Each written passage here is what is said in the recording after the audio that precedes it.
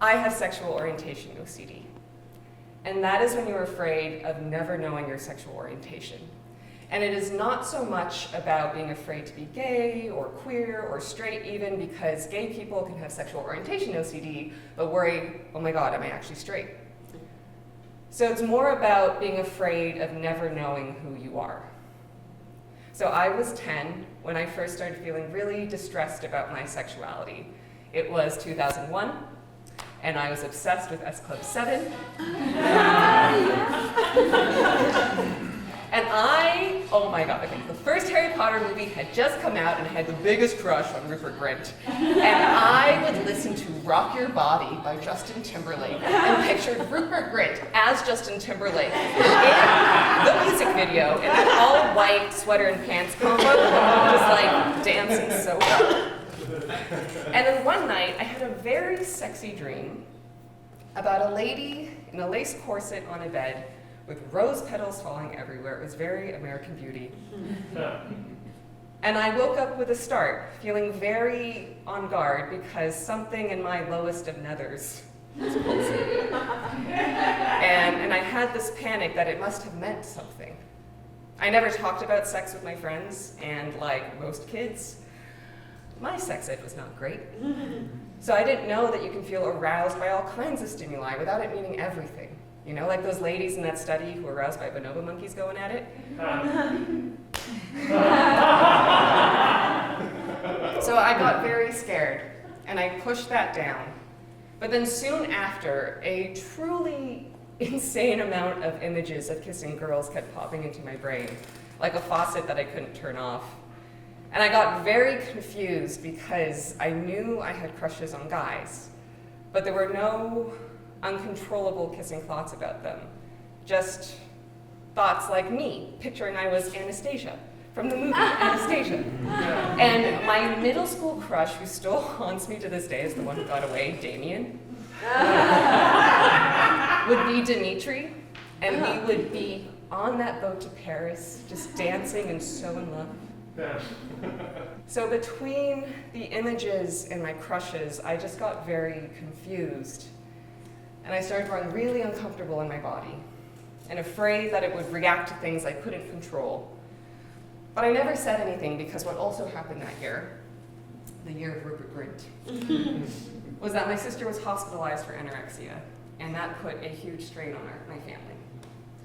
I just remember dinners being the absolute worst, and what I recall the most is the silence and the tension as we all watched my sister only put tablespoons of food onto her plate.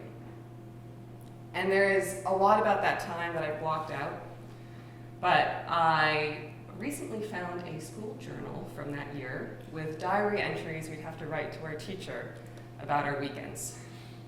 Dear Miss Fleming, I was really sad today because my sister kept screaming at my mom until my mom started to cry. My mom said it's not my sister's fault. It's just a sickness inside of her. My sister wanted to be a ballet dancer and believed she had to be stick thin. And I didn't fully understand what she was going through, but I knew it was making my mom sad. So I decided to be the perfect child, and at dinners I would take seconds or thirds to show my mom that I knew it was bad to be thin and that she didn't have to worry about me. Dear Miss Fleming, do you think it's my fault for thinking I'm too fat? My mom says it's the world because of what they think ballet dancers should be thin. I guess it's a mystery. It was hard not to compare myself to my sister, how thin she was versus how chubby I'd gotten, and how much attention she was getting, and how talented she was versus me.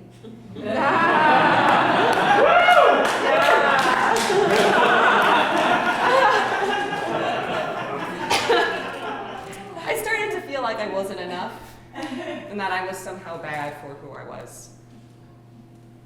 Dear Miss Fleming, out of all the journals, are there any as sad as mine? It's probably none of your business, but I just wanted to know if there are any of the kids are as sad as me.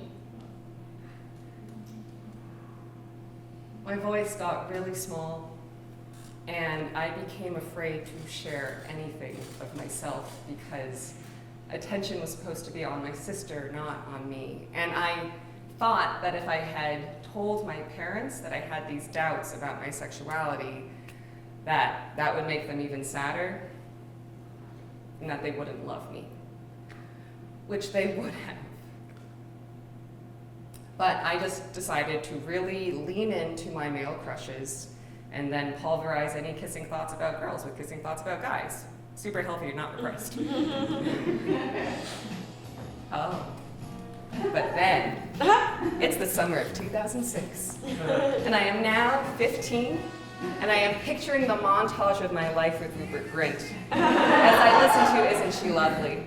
We are on the beach, and we're grabbing ice cream, and we are loving and laughing, and then I'm in labor having his baby. And one night, as I'm about to go to bed, the word bisexual popped into my brain, and I was 10 again. And that is when my mental compulsions really started. I would repeat the words in my head, gay, straight guys, bisexual guys, gay, straight guys, bisexual guys, gay, straight guys, bisexual guys, like I was spinning the wheel of fortune.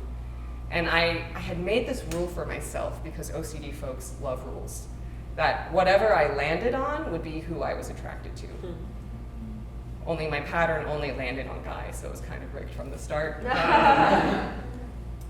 But that loop was so loud in my brain that I was constantly afraid that it would slip out of my mouth as I was talking to my friends about things like, who's cuter, Jensen Ackles or Jared Padalecki? And I would have to take an internal beat and finish the cycle before saying the obvious answer, Jensen Ackles.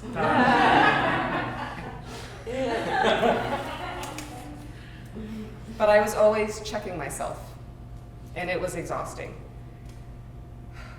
And I would get so frustrated with my brain that I would throw a white flag up to it and say, okay, brain, I will be gay, or bisexual, or whatever. Just please stop it with the loops. Only those things never felt right either. And so the loop would start up again. And then that loop would play in my brain for the next 16 years of my life. It makes being married very fun. You know, OCD is a black and white thinking monster, and it can't compute that romantic and sexual attractions may not be fully aligned, or that attractions are fluid, and they can come in many different forms. Friends, lovers, Rupert Grint. And I'll have you keep obsessing about it until you have an answer, but with sexuality, you might never. So I lost a lot of trust in myself, and I felt like I had no barometer for what I liked or who I was.